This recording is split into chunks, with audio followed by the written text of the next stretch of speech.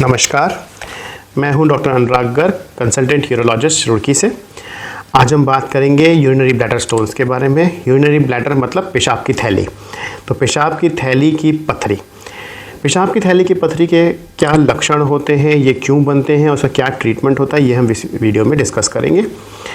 अब इससे पहले कि हम जानें कि पेशाब की थैली में पथरी कैसे बनती है, आपको जानना ज़रूरी है कि यूरिन बनता कैसे है और कहाँ से निकलता है।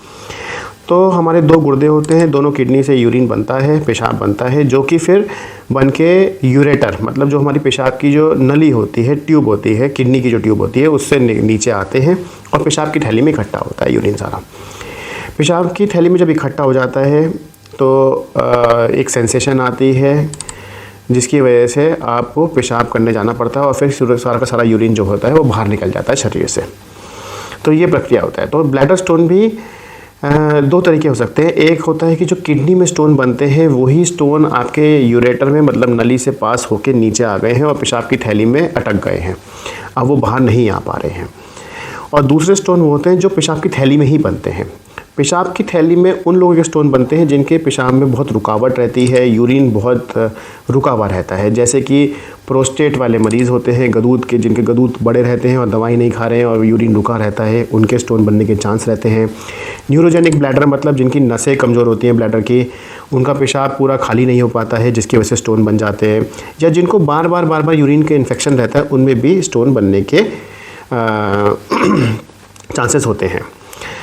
अब अगर बस स्टोन बन जाता है तो आपको क्या क्या लक्षण आते हैं। इसमें क्या होता है, रुक रुक के पेशाब आना, चीस और जलन के साथ पेशाब आना, कभी कभी पेशाब में खून आना की संभावना रहती है और बार बार पेशाब आता है। और ये भी हो सकता है कि आपका पेशाब एकदम ब्लॉक हो जाए जिसकी वजह से जो कैथेटर होता है, पेशाब की नली होती है, वो डालनी पड़ सकती है ब्लैडर को एम्प्टी करने के लिए, पेशाब की थैली को खाली करने के लिए।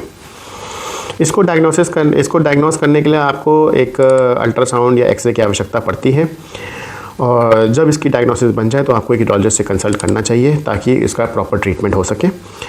अब इसमें सबसे पहले ये होता है कि इसका साइज़ देखा जाता है। यदि ये 5-6 mm का स्टोन है, 7 mm का स्टोन है तो एक बार दवाई से ट्राई किया जा सकता है, क्योंकि इतने छोटे स्टोन देखे गए हैं कि निकल भी जाते हैं दवाइयों द्वारा और पानी खूब पीने से। यदि 7 mm से बड़ा स्टोन है तो इसके चांसेस कम होते हैं निकलने के। ये हो सकता है कि आपकी यूरेथ्रा में नली में फंस जाए और आपका यूरिन ब्लॉक कर दें। ऐसे केस में ऑपरेशन की आवश्यकता पड़ती है। ऑपरेशन बहुत ही आसान और छोटा ऑपरेशन होता है जिसमें एक छोटी सी दूरबीन जो होता है पेशाब के रास्ते डाला जाता है। पेशाब के रास्ते दूरबीन डाल के इसमें पथरी को लेज़र या न्यूमेटिक लिथोट्रिप्सी से तोड़ा जाता है और पथरी को बाहर निकाल दिया जाता है। इसमें कोई चीरा टाका नहीं लगाया जाता है और पेशेंट को अगले दिन डिस्चार्ज किया जाता है।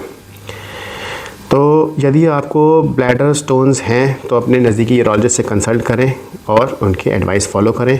पानी खूब पिए, नमक का सेवन कम करें ताकि पथरी कम बने। Thank you. नमस्कार।